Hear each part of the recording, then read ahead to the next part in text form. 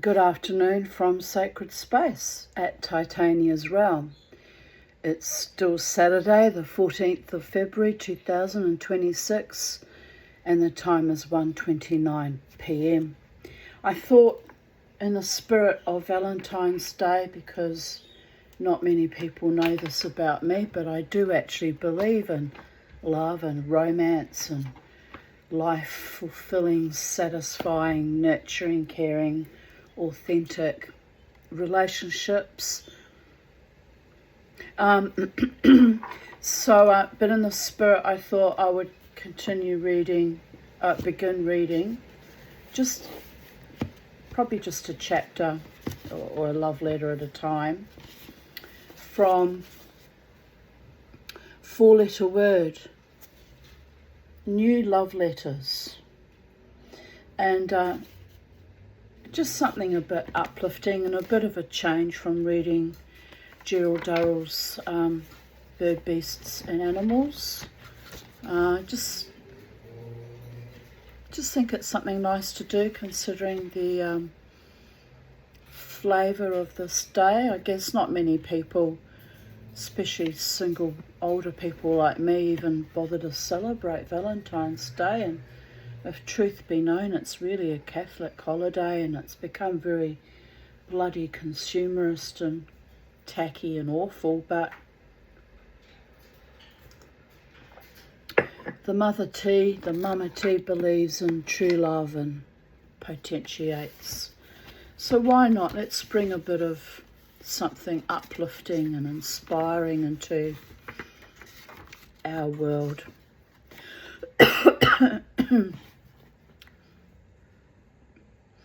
Whatever happened to the love letter? Has the written word lost its charm in our digitally obsessed speed dating age? There's a very black curly hair in this book that isn't mine, must have belonged to the previous owner. Ugh. But anyway, hair happens.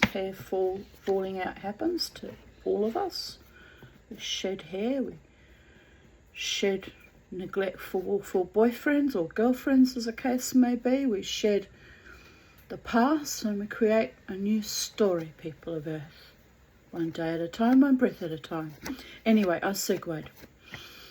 In this inspired and unique collection of new fiction, new as in when was this book published? Might not be all that new anymore. When was it published? 2007, so it's nearly 20 years old. 19 years old now. But anyway, in this inspired and unique collection of new fiction, Joshua Knellman and Rosalind Porter have asked over 40 of our most celebrated writers to explore the potency and power of a classic yet neglected genre, the love letter. Who doesn't love to receive a well-crafted love letter from someone they adore? I don't know, I've never had one. I've had scribbled little half-hearted narcissistic notes, but I've never had an actual love letter. I did write some to myself over the years just to give myself a bit of a pep talk, and I have to say I write a pretty excellent love letter, if I say so myself, but it's not meant to be pathos and narcissistic self-flagellation. It's meant to be inspiring. But yes, people don't tend to write love letters anymore. They don't even tend to ask you out on a date. It's just, you want to fuck? And you just look at them and think, I can't think of anything more unappetizing than you right now. And they have no idea why that's unappetizing. It's a sign of the times that you're not living in sync with the rest of the Homo sapiens population. I remember when romance was still alive, though, and men were still men and women were still women, and It could be a little bit disingenuous at times, but other times it could be the stuff of all the idealistic romance novels. It could be quite charming, really, especially if you really loved someone or at the very least fancied them. Four-letter word brings us work published here for the first time from Margaret Atwood, Michelle Faber, Neil Gaiman, Jan Morris and Lionel Shriver, to name just a few.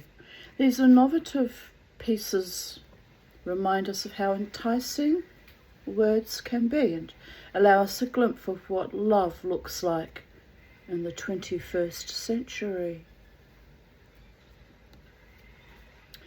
Each letter is radically different from the others. Each is a testimony to the creative powers of our leading writers today, and each is guaranteed to seduce. Here's some of their signatures, although I noticed Leonard Cohen just typed his one out, whereas everyone else gave their actual, there's another typewritten one, but the majority of the writers gave their actual autograph, which is very sweet.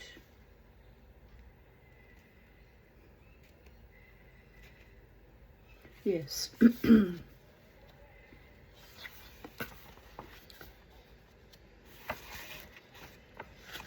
I won't bother reading the introduction.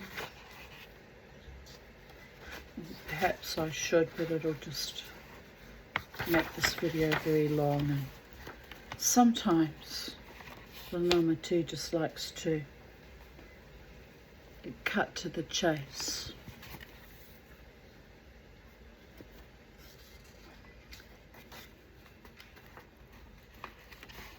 Jonathan Lethem. Dear E, and in brackets he wrote the rest of the word Earth. So dear Earth, but wow, seems a bit sardonic and wry, doesn't it? Who else refers to the people of Earth in all her videos? Right, Jonathan Lethem, dear Earth. I am writing to tell you to give up. You may already be a winner, and the kind of winner who wins by losing. Rolling on your back and showing me your soft parts. Letting me tickle and lap and snort at your supplicant vitals.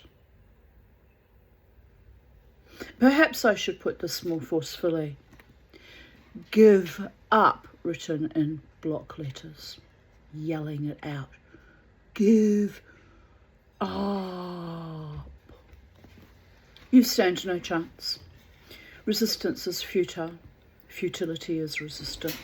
Reluctance is flirtatious. Relinquishment is freedom. I love you, and I am better than you in every way. Wait a minute here. Wait just a minute. Uncle Case had the attitude to my mother. Oh, he was a classic narcissist. Narcissists don't normally get along with other narcissists. It was a most unusual pairing. Anyway, he continues on. I am better than you in every way. Grander, greater, glossier, more glorious, more ridiculous, energetic, faster in foot races and internet dial-up speed, which back in the day was a huge advantage. Hungrier, more full of sex and fire, better equipped with wit and weaponry. I'm taller than you, and can encircle you with my lascivious tongue. Admit this, and admit me. Sounds like a fucking predator, doesn't he? I don't think I would have found this letter quite so charming. I would have said, heave ho, on your bike, there's the door, don't let the door hit you with a good Lord split ya. Vamos, arrivederci, ciao, goodbye. Anyway, admit this and admit me. By opening this envelope, you have been selected from among the billions upon trillions of amoebic entities. You've been plucked up from the galaxy's beach like a seashell by a god.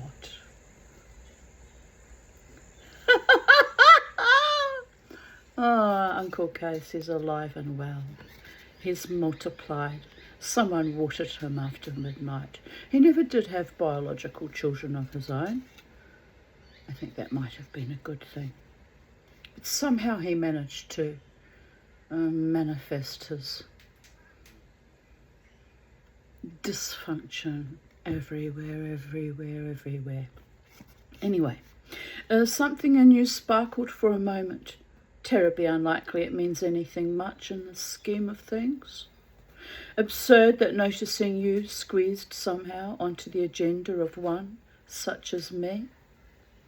But I was amused. Don't ask me why. It's practically random, like a lottery. Yet you'll never be able to spend the wealth of my love, to run through it and waste it like the hapless lottery winner you are.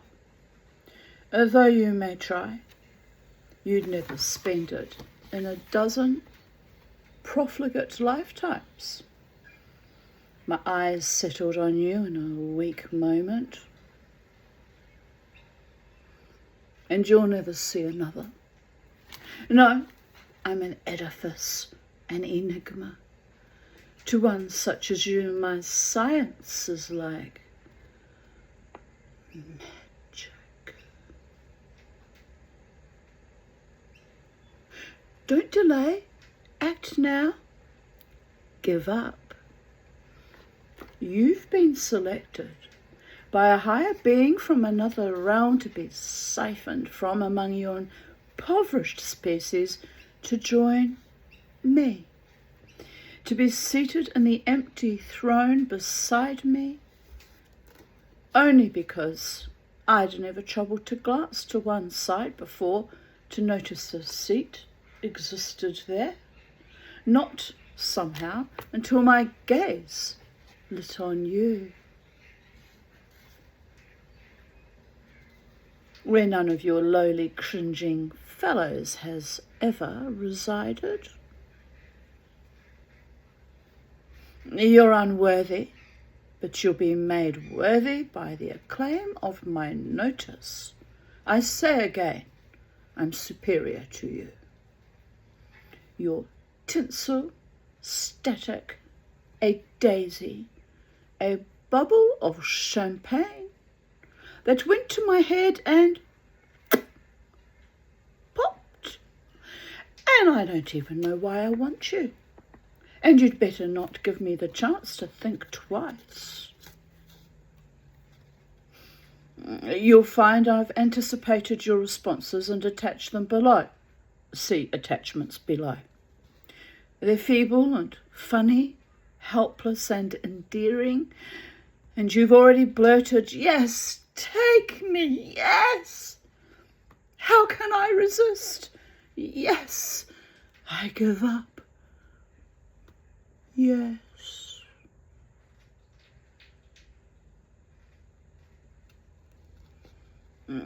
So do I, as I say now. You've already done it. You're in my arms like an infant, a ward, a swan. Give up. You gave up already. You're mine. Love, M. Mars. We can't really blame a red desert, deserted, neglected planet like Mars to fall in love with Earth, can you? So blue and shining and glorious. Only idiots want to go to Mars, people there. I can name one in charge of that project. A complete fool of a man, completely befouled. Well,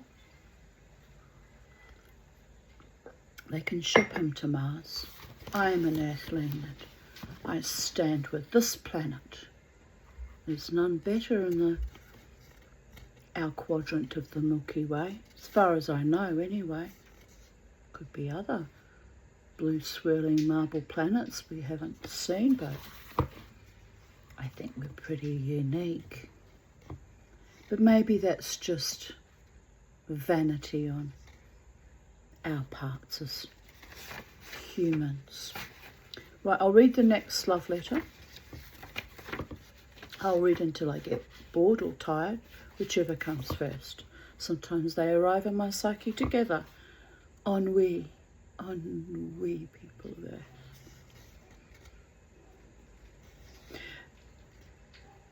Did somebody buy you chocolates and bring you flowers and massage your feet and kiss your neck and whisper sweet nothings that became somethings and grew into a powerful bond and an enduring, gloriously romantic, devoted love affair?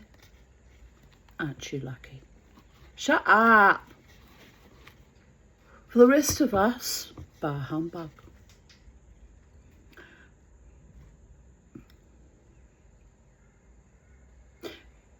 No, I won't say it. I was going to, but no, it doesn't matter now. It's a long time ago.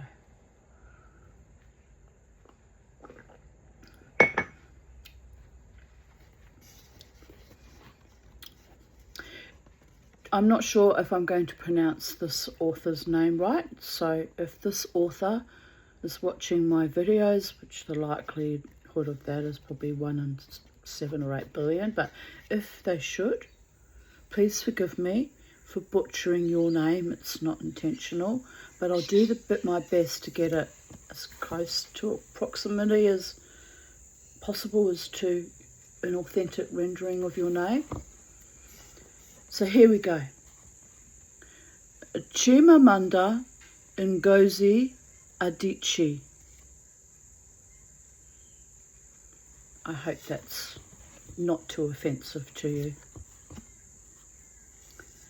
Emeka, that round-mouthed surprise a woman shows, is supposed to show, when a man proposes, has always annoyed and puzzled me. He has no idea that most women are genuinely surprised when we get proposed to. We're so used to being taken advantage of, abused, disabused, betrayed, neglected, ignored, avoided, played for a fool. If someone actually proposes, you think it's a bit of a joke. You can't take it seriously. Unless they deliver the proposal with a big fat diamond and, some other lavish symbol of your love. Doesn't necessarily have to be diamonds. Might be a poor man. But unless, he makes it abundantly clear that his offer is genuine, most women just go and giggle a little bit.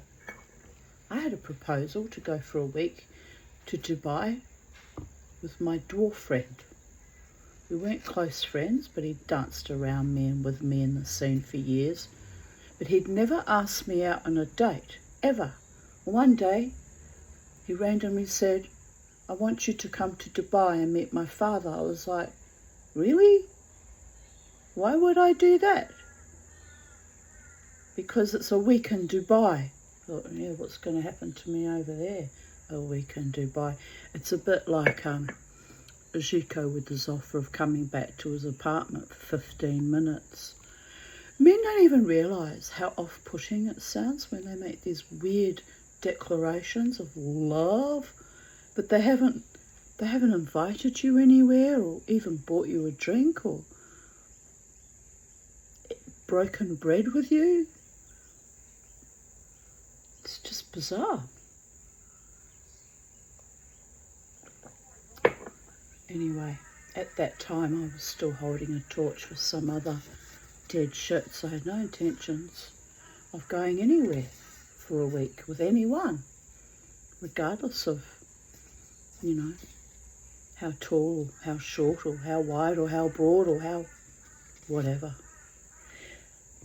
Maybe I made a mistake though. But he made the mistake of it on another occasion, reaching over and grabbing me in the crotch. That is a very stupid thing to do to the Tanya. It will make an enemy of me for life. So I told him, I said, if you were a full-statured man and you did that, I would have king hit you. But I'm letting it pass because you happen to be a dwarf. But I don't think dwarfs deserve any special privileges. Grabbing women on the crotch. Don't ever even sniff near me again. And I never spoke to him again. And he was always a bit wondering why. Never quite got it, why that was offensive. Little creep.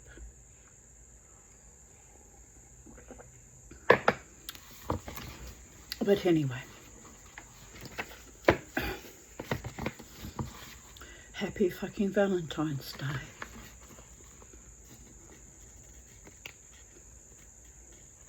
Surely a couple whose relationship is strong must have talked about marriage instead of following the script of the silly ambush question from the man, and then the woman's response of grateful surprise as if she were receiving a glorious gift she had never imagined would be hers. Oh, what's going on? Oh my goodness, we've got anarchy and chaos. Little boat's flying. You never fly, Bo. Where's Kermit? Did you have a fight, you two, while I was distracted here? You must have given him a nasty fright, Kermit, because he flew in circles all around the room. Happy Valentine's Day, boys. Yeah, you won't be getting laid either. Well, at least they can fly, though. Where's Mama T gonna fly to? Nowhere. Sitting life out. Languishing. But at least I went to the art gallery yesterday. That was an achievement. Very proud of myself. Right.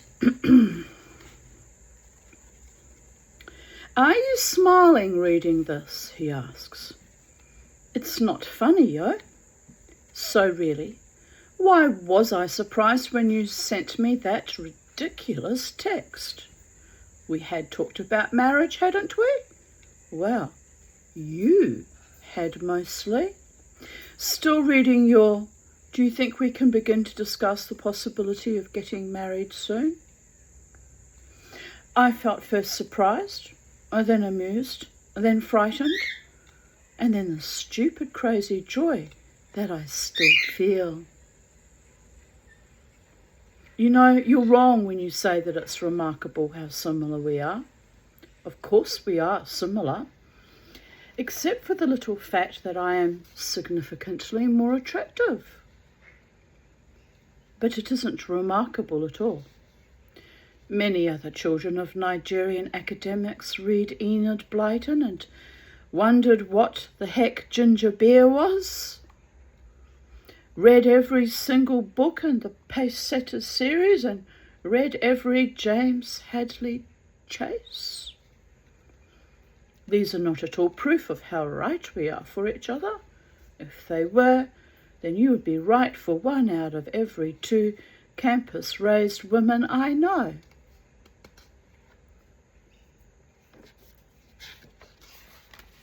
Your father graduated from Ibadan only 2 years before my father did. Ibadan or Ibadan? Don't know. The Nigerians are all going to hate me now. I apologise, Nigerian people of Earth. If your family hadn't left Nigeria just before the war, we might even have grown up together in Nsukka. And maybe all of this marriage talk wouldn't be going on because we would have known each other too well. You would have been my brother Oki's friend from secondary school, and you would always see me as Oki's scrawny little sister. So no, there's nothing remarkable about our shared interests. But the day you told me that your favourite part of Mass, the only reason you still go to Mass sometimes, is when the priest says, "As we wait in joyful hope," I was startled. I didn't tell you then because the coincidence seemed a little too pat, but it's my favourite part of Mass too. Oh, Diego. So since your text came yesterday, I have been recalling the ways we are different. How you like beans and macho novels and the rainy season, and I don't. It's suddenly important to me that we not be too similar. You know, I have always been suspicious of anything close to perfection, anything too neatly put together. She'd love me then. I shouldn't laugh, it's not funny. I strutted my stuff yesterday though. I had full makeup on and a lovely frock and all my jewellery and all my courage and all my corazon. That's all I have to say about that.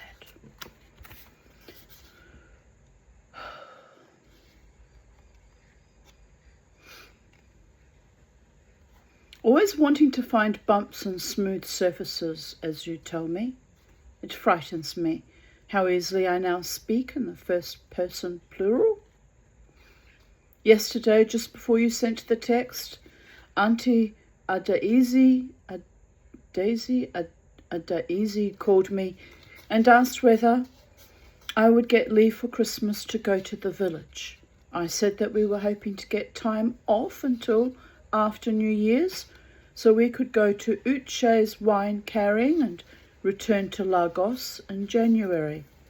She started laughing and said, I asked about you, and you are telling me we. After I hung up, I began to think about how used to you I am, and began to wonder how many other times I had said we without even realising it.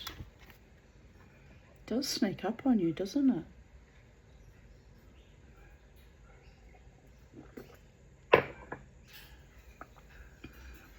Yesterday too, I realised that I have never told you how much I like you. Look at this mess, look at it. Well,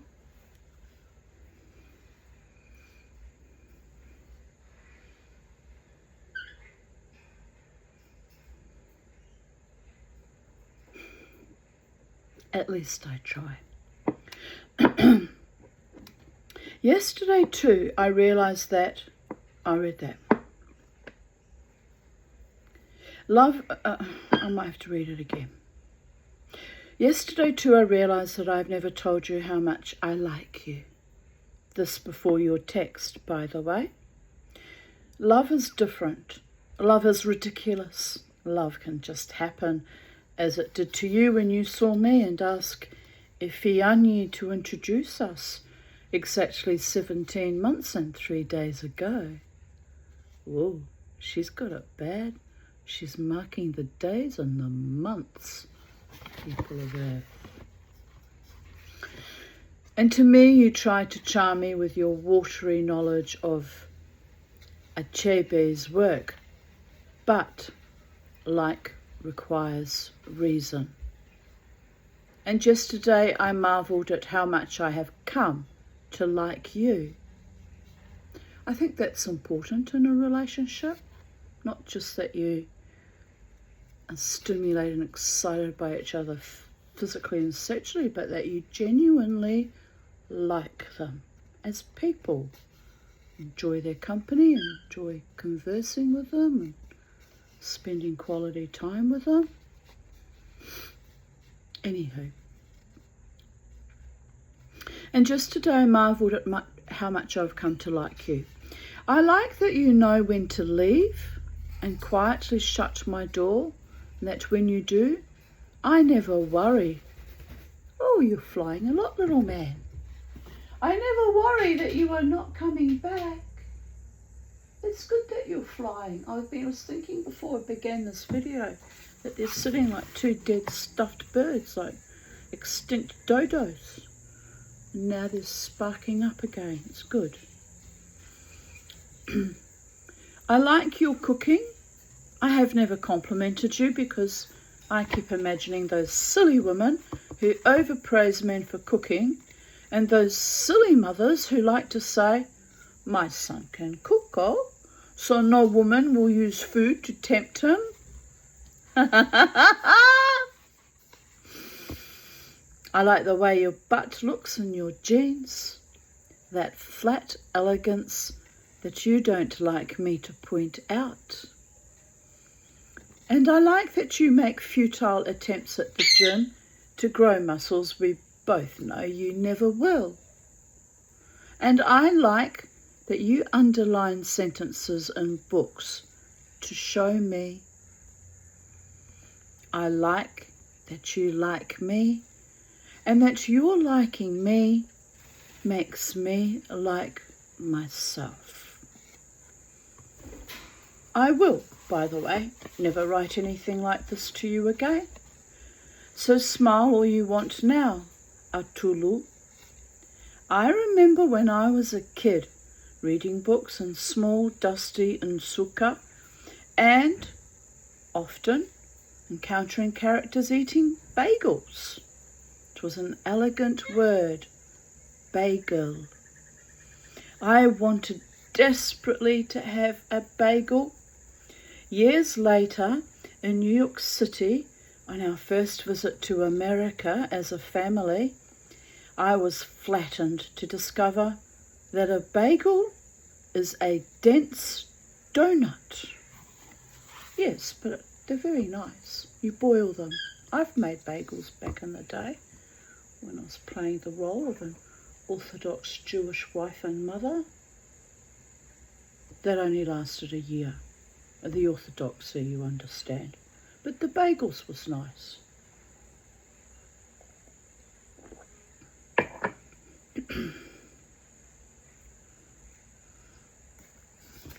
I imagine you saying, from where to where with this story as you read this? Well, my point is that I never wanted marriage, and so perhaps it will turn out to be something good, unlike the bagel which I wanted and which turned out to be remarkably boring.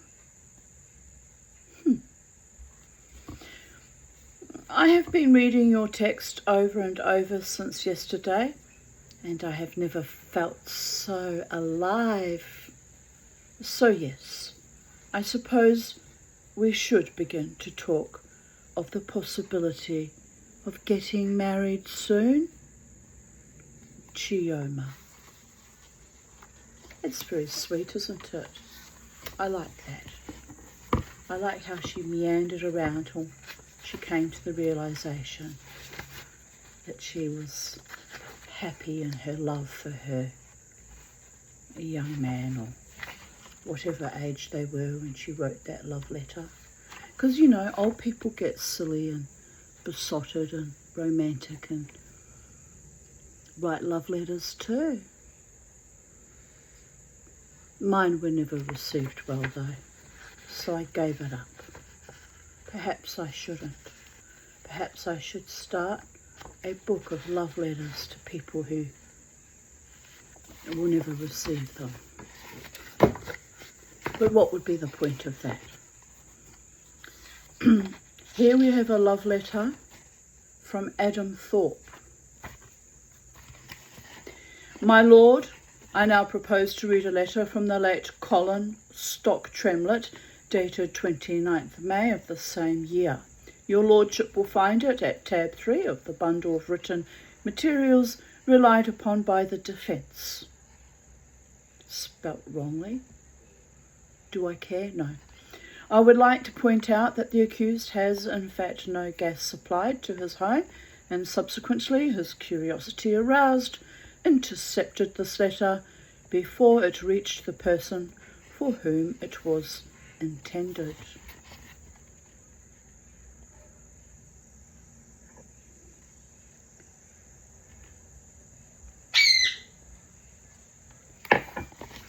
Isn't opening someone else's mail a federal offence?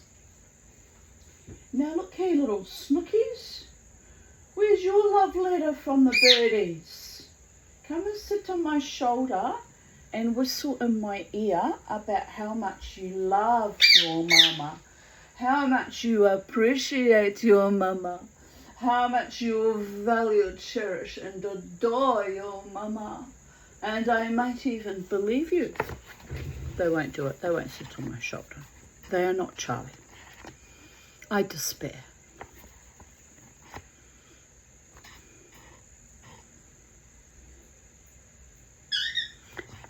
Marilyn, you said your husband never opens bills, thus the disguise.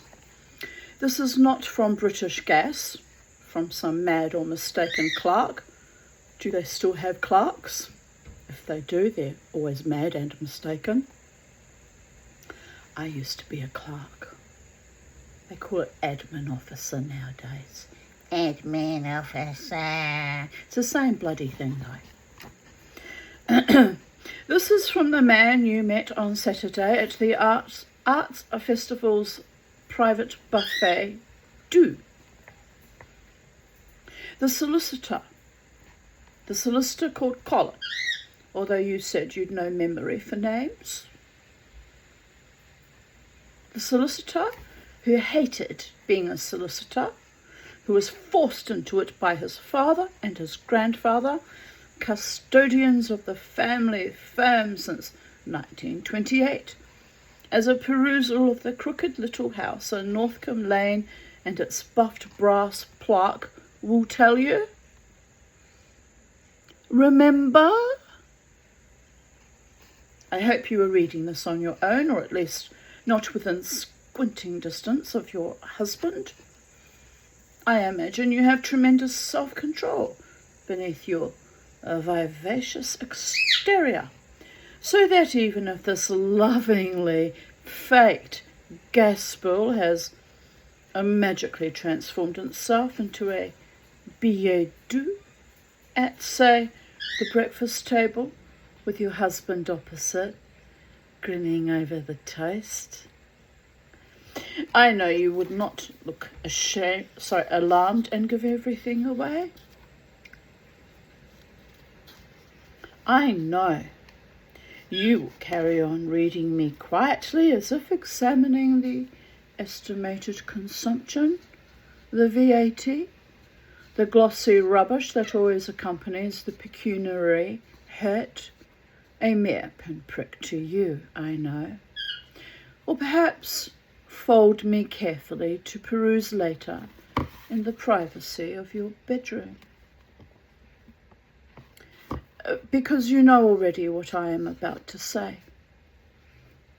How many hours were we together? Intermittently together at that. 4, I calculate. Derek Bintwill's cottage is small, though very charming. I dealt with the original transaction, and he paid through the nose for it. And the kitchen table too large. Thus we were all pressed around the food when I first glimpsed you. I had brought the unpopular rice salad, needless to say.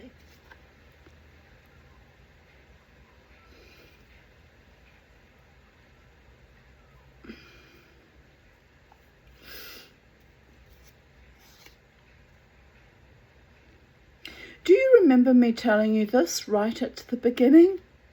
It made you laugh. My heart leapt.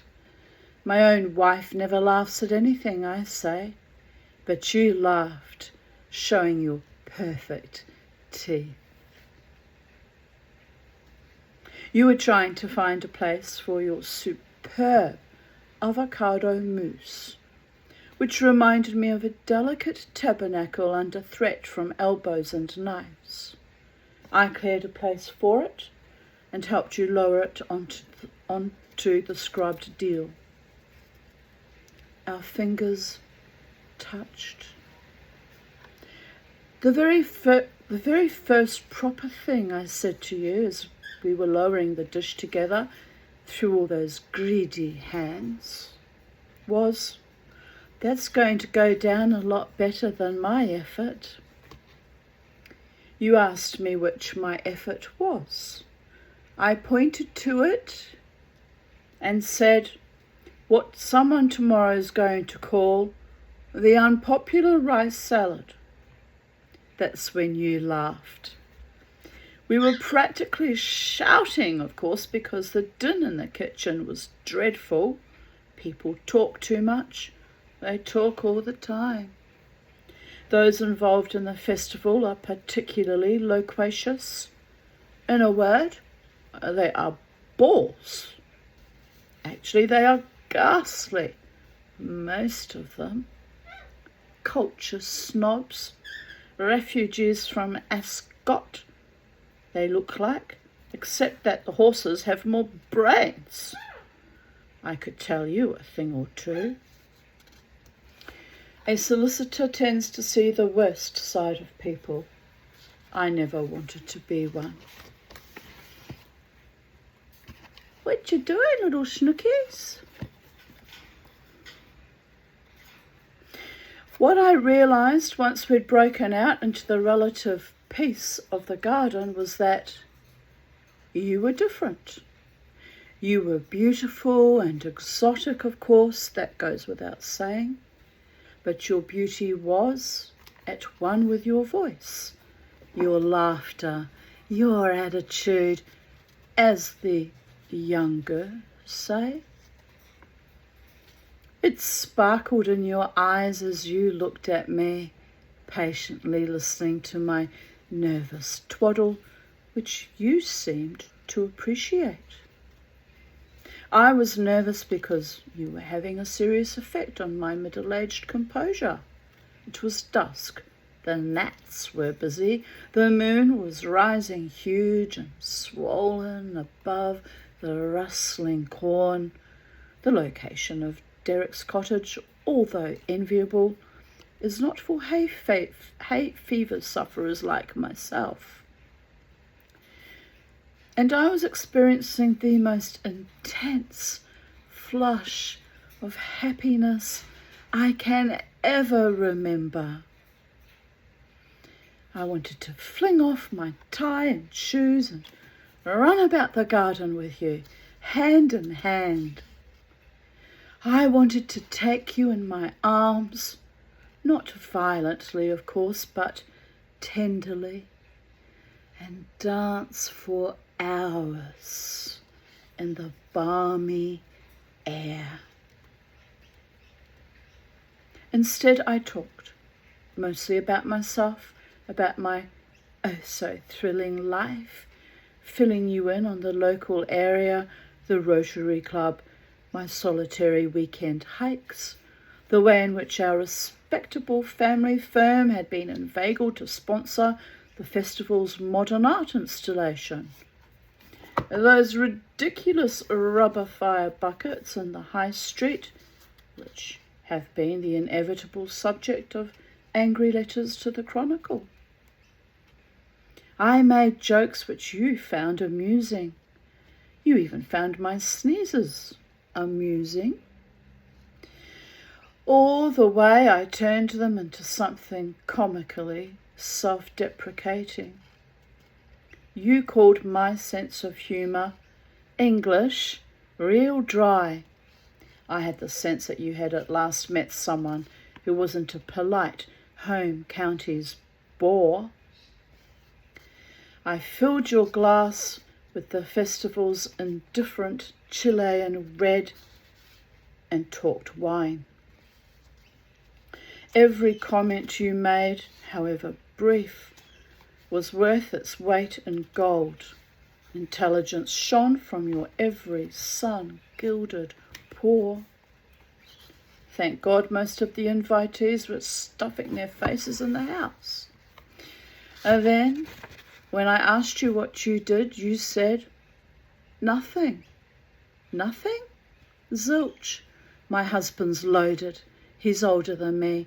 He's fat and old. He gets drunk. There he is. You Americans. You have such a frank way with words. I looked and there he blew. I was so very pleased to see that he was, in fact, disgustingly fat. He was dressed in a crumpled white suit and was talking to Sarah, Derek's estranged wife. The festival broke their marriage and gave me yet another case, but that's by the by. And I could see he was pretty old, although the folds of stubbled blubber on his face made any precise calculation impossible. He bellowed something and then let forth a very deep and wheezy laugh. Sarah was chatting him up well on behalf of next year's festival. I turned to you and said, it's either him or the polar bear. You frowned, remember, not understanding not at first. I elaborated. The right of our species to be rich and fat versus the survival of the polar bear. No argument, is there? Don't say that too near him, you murmured, leaning towards me, raising your lovely eyebrows. He gets dangerous when crossed. I mean that. That's why he's a millionaire. He keeps at least 3 guns. Excuse me. Wrapped in your scent, I could scarcely summon a coherent reply. Now, my dearest Marilyn, I don't want you to think that I am prone to insulting people, millionaires or no.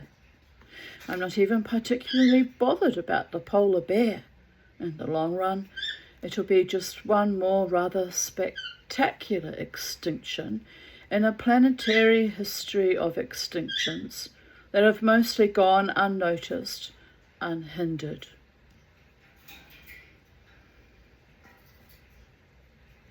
Let me explain. The previous night I had been watching Planet Earth on television and feeling particularly low, deep in a funk, pointless and pessimistic. I had not been to any of these extraordinary places passing before me on the screen. Neither would I ever be going to any of them in the future, were I, or they, to stay intact long enough for me to do so. My wife Jane hates travelling, and we always end up in Wales, where we bicker in front of the fire. Sounds dreadfully boring. Ugh. Hate travels. I hate travelling with people who are boring, birdie boys. But you're not boring, are you, Kermie? No, you're a beautiful boy. Yes, you are. My beautiful, beautiful boy. And Bobo's a beautiful boy too. Right.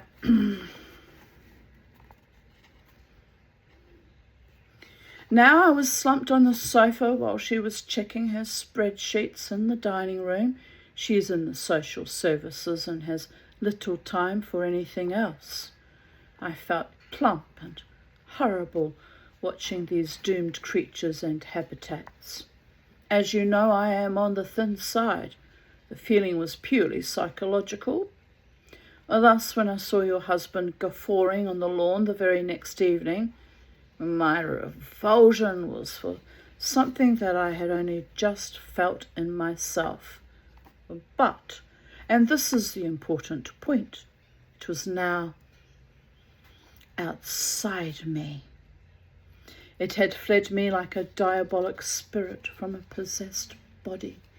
This is because you were there in front of me, filling me with a sense of freshness and exhilaration. I no longer hated myself or the human species. I think I might be avoiding the L word. I am cautious generally. I see situations through a legal lens, cut and dried, pros and cons, objectively.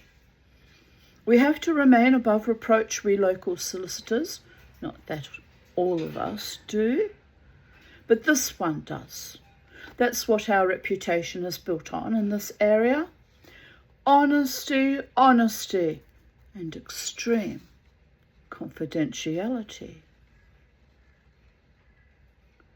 When I was 18, however, I had long, greasy hair and played the drums. I wanted to be a rock drummer, a star like Phil Collins.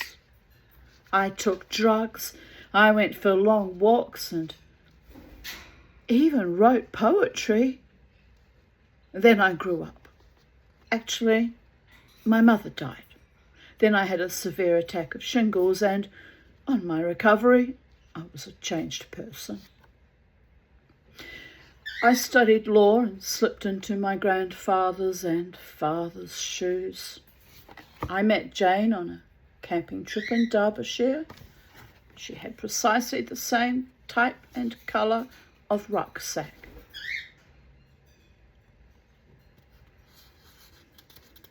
Starting to think this man's neurodivergent, just saying. No negativity or animosity towards people being neurodivergent, but what a strange thing to be attracted to someone by, that you had the same colour rucksack. Dear Goddess, like yourself, we are childless, much to my father's consternation. Guess the same type and colour rucksack doesn't really inspire much in the way of passion, people of Earth. Dear Goddess.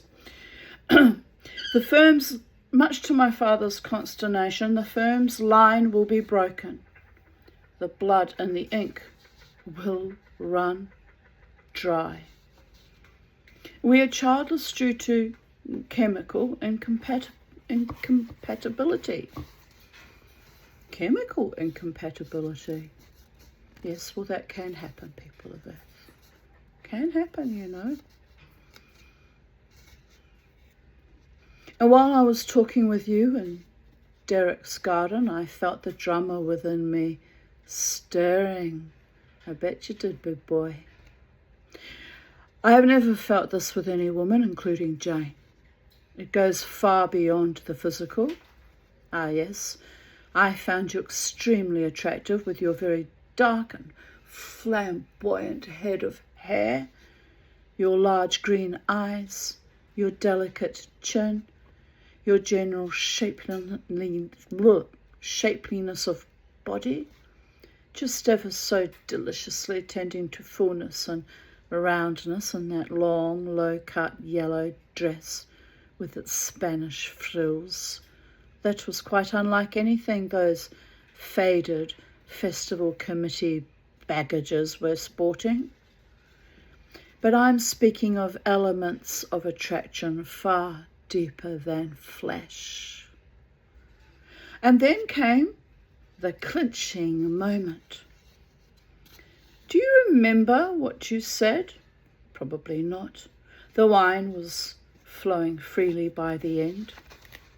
You had briskly recounted your difficult small-town childhood in Nebraska, your abusive uncles and drunken half-Comanche single mother, your first husband's attempt to start a vineyard in California, your violent separation, and his subsequent suspicious death in a car crash, your brief spell as a go-go dancer in Las Vegas, your two or was it 3 abortions, the reconciliation with your mother, your 5-year wanderings in South America, your time out on the Pampas as a female gringo gaucho, where you think you met a famous German ex-Nazi whose name I forget.